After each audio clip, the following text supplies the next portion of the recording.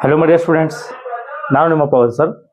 ಇಂದು ನಮ್ಮ ಚರ್ಚೆಯ ವಿಷಯ ಬಿಕಾಮ್ ಮೊದಲನೇ ಸೆಮಿಸ್ಟರ್ನ ಫೈನಾನ್ಷಿಯಲ್ ಅಕೌಂಟಿಂಗ್ನ unit number 2 branch accounts. BCom ಮೊದಲನೇ ಸೆಮಿಸ್ಟರ್ನ ಫೈನಾನ್ಷಿಯಲ್ ಅಕೌಂಟಿಂಗ್ ಸಬ್ಜೆಕ್ಟ್ನ ಯೂನಿಟ್ ನಂಬರ್ 2 ಬ್ರಾಂಚ್ ಅಕೌಂಟ್. ಈ ಒಂದು ಚಾಪ್ಟರ್ನ ನಿಮಗೆ 2 ಮಾರ್ಕ್ಸಿನ 2 ಕ್ವಶನ್, 5 ಮಾರ್ಕ್ಸಿನ 1 ಕ್ವಶನ್, 15 ಮಾರ್ಕ್ಸಿನ 1 ಕ್ವಶನ್ ಕವರ್ ಆಗುತ್ತೆ ಇಲ್ಲಿ. ಸೊ ಬ್ರಾಂಚ್ ಅಂದ್ರೆ ಏನು? So branch andre meaning of branch when various divisions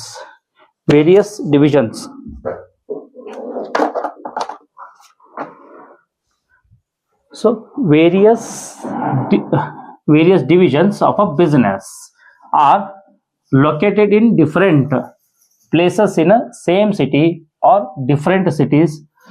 Those are called branches. If for example branches ಅಂದ್ರೆ ಏನ್ರಿ? ಸೇಮ್ ಟೈಪ್ ಆಫ್ ಬಿಸ್ನೆಸ್ ಇರೋದು ಬೇರೆ ಬೇರೆ ಪ್ಲೇಸಸ್ ಅಲ್ಲಿ ಎಸ್ಟಾಬ್ಲಿಷ್ ಮಾಡಿದ್ರೆ, ಫಾರ್ ಎಕ್ಸಾಂಪಲ್ ಸ್ವೀಟ್ಸ್ ಅಂಗಡಿ ಇರ್ಬೋದು.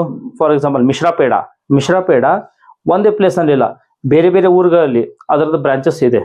ಫಾರ್ ಎಕ್ಸಾಂಪಲ್ ಹುಬ್ಳಿಯಲ್ಲಿ ಇರ್ಬೋದು, ಧಾರವಾಡಲ್ಲಿ ಇರ್ಬೋದು, ಗದಗಲ್ಲಿ ಇರ್ಬೋದು, ಹಾವೇರಿದಲ್ಲಿ ಇರ್ಬೋದು, ಬೇರೆ ಕಡೆ ಬ್ರಾಂಚಸ್ ಇದ್ದೇ ಇರುತ್ತೆ because of the sales and services ಸಲುವಾಗಿ. Okay, when the various divisions of a business are located in different places in a same city, ಒಂದೇ ಸಿಟಿಯಲ್ಲಿ ಬೇರೆ ಏರಿಯಾದಲ್ಲಿ ಇರ್ಬೋದು, or different cities ಬೇರೆ ಸಿಟೀಸ್ ಅಲ್ಲಿ ಇರ್ಬೋದು, ಅಥವಾ those are called branches. Okay, branch may be section of an enterprise geographically separated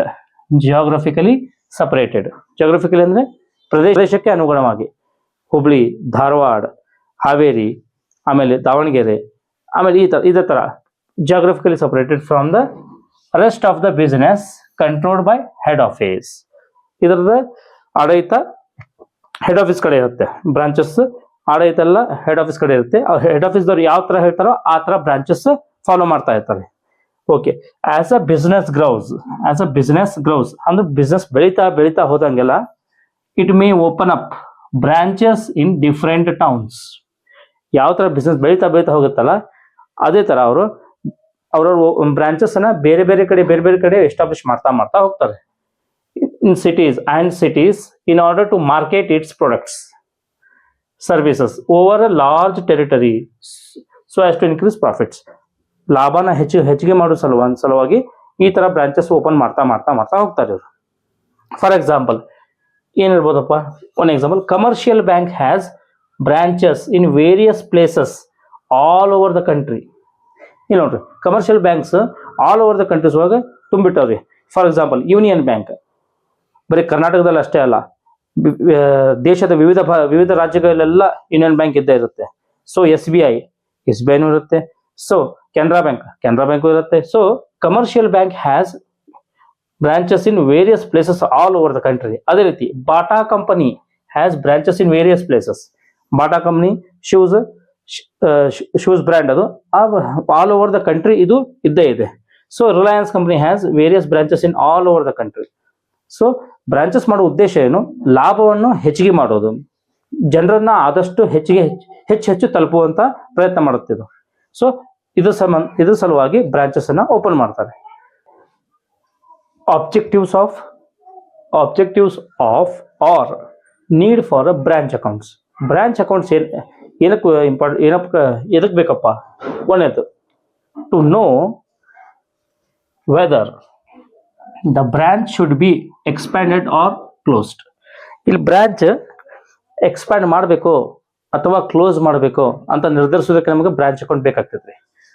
for example, close ಎದಕ್ಕೆ ಮಾಡ್ಬೇಕ್ರಿ?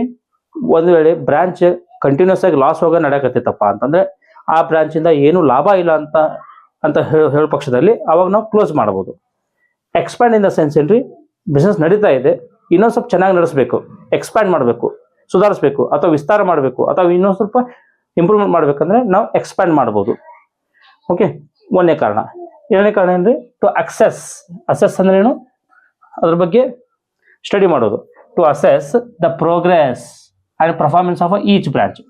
ಪ್ರತಿಯೊಂದು ಬ್ರಾಂಚಿನ ಬಗ್ಗೆ ನಾವು ಅದರದೇ ಆಗಿರ್ತಕ್ಕಂಥ ಪ್ರೋಗ್ರೆಸ್ ಅವ್ರ ಪರ್ಫಾರ್ಮೆನ್ಸ್, ಅದ್ರ ಪರ್ಫಾರ್ಮೆನ್ಸ್ ಯಾವ ತರ ಇದೆ ಅನ್ನೋದನ್ನ ನಾವು ಅಭ್ಯಾಸ ಮಾಡಬೇಕಾಗ್ತದೆ. ಹೌದಾ? ಎರಡನೇ ಪಾಯಿಂಟ್. ಮೂರನೇ ಪಾಯಿಂಟ್, ಟು ಅಸರ್ಟೇನ್ ರಿಕ್ವೈರ್ಮೆಂಟ್ಸ್ ಏನಪ್ಪ ಅವಶ್ಯಕತೆ ಇದೆ, ಇಲ್ಲಿ ಸ್ಟಾಕ್ ಬೇಕಾಗಿದೆನೋ ಅಥವಾ ಕ್ಯಾಶ್ ಬೇಕಾಗಿದೆನೋ, ಪ್ರತಿಯೊಂದು ಬ್ರಾಂಚ್ ಬಗ್ಗೆನೂ ಇಲ್ಲಿ ನಾವು ವಿಚಾರ ಮಾಡಿ ಅದಕ್ಕೆ ಏನೇನು ನೀಡ್ಫುಲ್ ಇದೆಯಲ್ಲ ಅದನ್ನು ನಾವು ಸಪ್ಲೈ ಮಾಡಬೇಕಾಗ್ತದೆ ರೀ. ನಾಲ್ಕನೇ point, to ascertain the financial position of each branch separately at the end of accounting period. ಪ್ರತಿಯೊಂದು ಅಕೌಂಟಿಂಗ್ ಪೀರಿಯಡ್ ಕ್ಲೋಸ್ ಆಗೋ ಸಂದರ್ಭದಲ್ಲಿ ಅದು ಫೈನಾನ್ಷಿಯಲ್ ಪೊಸಿಷನ್ ಯಾವ ತರ ಇದೆ ಅನ್ನೋದನ್ನ ನಾವಿಲ್ಲಿ ಸ್ಟಡಿ ಮಾಡಬೇಕಾಗ್ತದೆ. ಅದೇ ರೀತಿ to ascertain profits of each branch separately at the end of each accounting period. ಪ್ರತಿಯೊಂದು ಅಕೌಂಟಿಂಗ್ ಪೀರಿಯಡ್ ಅಲ್ಲಿ ಪ್ರಾಫಿಟ್ ಎಷ್ಟಾಗ್ತಾ ಇದೆ ಅನ್ನೋದನ್ನು ಇಲ್ಲಿ ತಿಳ್ಕೊಬೇಕಾಗ್ತದೆ. ನೆಕ್ಸ್ಟ್ ಅದೇ ರೀತಿ ಫೈನಾನ್ಷಿಯಲ್ ಪೊಸಿಷನ್ ಯಾವ ತರ ಇದೆ ಅನ್ನೋದು ತಿಳ್ಕೊಬೇಕಾಗ್ತದೆ. ಪ್ರಾಫಿಟ್ಸ್ ಮೀನ್ಸ್ ಪ್ರಾಫಿಟ್ ಅಥವಾ ಲಾಸ್, ಫೈನಾನ್ಷಿಯಲ್ ಪೊಸಿಷನ್ ಮೀನ್ಸ್ ಇಲ್ಲಿ statement of assets and liabilities ಅಥವಾ ಬ್ಯಾಲೆನ್ಸ್ ಶೀಟ್ ನ ಪ್ರಿಪೇರ್ ಮಾಡಬೇಕಾಗ್ತದೆ ರೀ ಫೈನಾನ್ಷಿಯಲ್ ಪೊಸಿಷನ್. ಸೊ ಇದೆಲ್ಲ ಮಾಡ್ಬೇಕಂದ್ರೆ ನಾವು ಆಬ್ಜೆಕ್ಟಿವ್ಸ್ ಆಫ್ ಬ್ರಾಂಚ್ ಅಕೌಂಟ್ಸ್ ಅಲ್ಲಿ ಇವೆಲ್ಲ ಪಾಯಿಂಟ್ಸ್ ಕನ್ಸಿಡರ್ ಆಗ್ತದೆ ರೀ.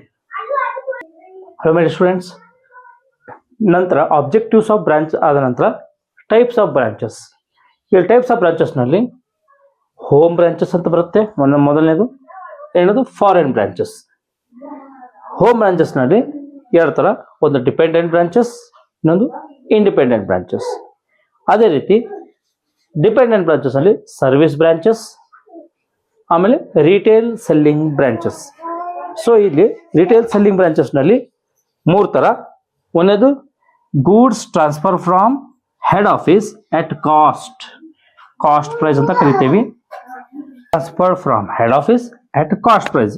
ಎರಡನೇದು goods transfer from head office at invoice price. ಮೂರನೇದು ಹೋಲ್ಸೇಲ್ ಪ್ರೈಸ್. ಒಟ್ಟು ಈ ಮೂರು ತರ ಇಲ್ಲಿ ರಿಟೇಲ್ ಸೆಲ್ಲಿಂಗ್ ಬ್ರಾಂಚಸ್ ಅಲ್ಲಿ ಬರುತ್ತೆ. ನಿಮಗೊಂದು ಈ ಸಿಲೆಬಸ್ ಅಲ್ಲಿ ಇರೋದು ರಿಟೇಲ್ ಸೆಲ್ಲಿಂಗ್ ಬ್ರಾಂಚಸ್ ಮೇಲೆ ಲೆಕ್ಕ ಇರೋದು. ಈ ಸರ್ವಿಸ್ ಬ್ರಾಂಚಸ್ ಮೇಲೂ ಇಲ್ಲ, ಇಂಡಿಪೆಂಡೆಂಟ್ ಬ್ರಾಂಚಸ್ ಮೇಲೂ ಇಲ್ಲ, ಫಾರಿನ್ ಬ್ರಾಂಚಸ್ ಮೇಲೂ ಇಲ್ಲ. ನಿಮಗೆ ಈ ಒಂದು chapter purely retail selling branches ಮೇಲೆ ಅವಲಂಬನೆ ಆಗಿದೆ.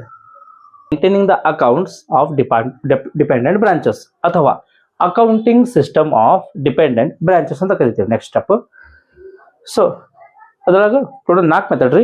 ಒಂದೇದು ಡೆಟರ್ ಸಿಸ್ಟಮ್. ಈ ಡೆಟರ್ ಸಿಸ್ಟಮ್ ಅಂದ್ರೆ ಒಂದೇ, ಅಥವಾ ಇನ್ನೊಂದು ಹೆಸರಿದಕ್ಕೆ ಸಿಂಥೆಟಿಕ್ ಸಿಸ್ಟಮ್ ಅಂತ ಕರಿತೀವಿ. ಎರಡನೇದು ಸ್ಟಾಕ್ ಅಂಡ್ ಡೆಟರ್ ಸಿಸ್ಟಮ್. ಮೂರನೇದು ಫೈನಲ್ ಅಕೌಂಟ್ ಸಿಸ್ಟಮ್. ಹಾಗೂ ನಾಲ್ಕನೇದು ಹೋಲ್ಸೇಲ್ ಬ್ರಾಂಚ್ ಸಿಸ್ಟಮ್ ಅಂತ ಕರಿತೀವಿ.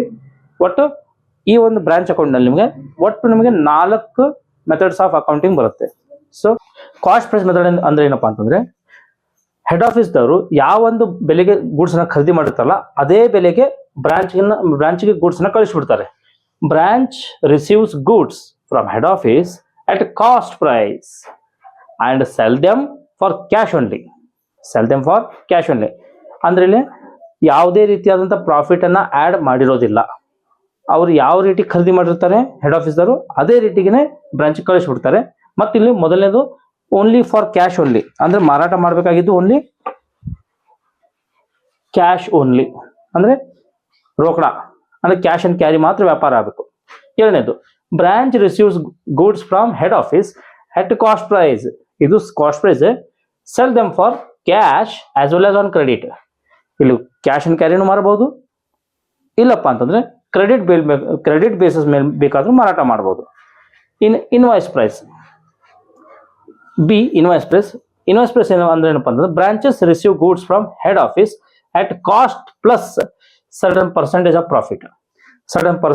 ಪ್ರಾಫಿಟ್. ನ ಗೂಡ್ಸ್ ಕಾಸ್ಟ್ ಆಫ್ ಗೂಡ್ಸ್ ಗೆ ಸರ್ಟನ್ ಪರ್ಸೆಂಟೇಜ್ ಆಫ್ ಪ್ರಾಫಿಟ್ ನ ಆಡ್ ಮಾಡಿ ಗೂಡ್ಸ್ ನ ಕಳಿಸ್ಕೊಡ್ತಾರೆ. ಇಲ್ಲಿಂದ ಹೆಡ್ ಆಫೀಸ್ ಇಂದ ಬ್ರಾಂಚ್ಗೆ. ಸೇ ಫಾರ್ ಎಕ್ಸಾಂಪಲ್ ಪ್ರಾಫಿಟ್ 20% ಇರ್ಬೋದು, 25% ಇರ್ಬೋದು, 33.33% ಇರ್ಬೋದು, ಅಥವಾ 50% ಇರ್ಬೋದು. So like this. So certain percentage of profit ನ ಕಾಸ್ಟ್ಗೆ ಆಡ್ ಮಾಡಿ ಕಳಿಸ್ತಾರೆ. ಸೊ ಈ 3 ಮೆಥಡ್ ಬರುತ್ತೆ ಇಲ್ಲಿ. ಈ ಒಂದು ವಿಡಿಯೋ ನಿಮಗೆ ಇಷ್ಟ ಆಗಿದ್ರೆ ಶೇರ್ ಮಾಡಿ, ಲೈಕ್ ಮಾಡಿ, ಕಮೆಂಟ್ ಮಾಡಿ, ಹಾಗೂ ನಿಮ್ಮ ಇತರೆ ಸ್ನೇಹಿತರೊಂದಿಗೆ ಹಂಚಿಕೊಳ್ಳಿ. ಸೊ ಧನ್ಯವಾದಗಳು.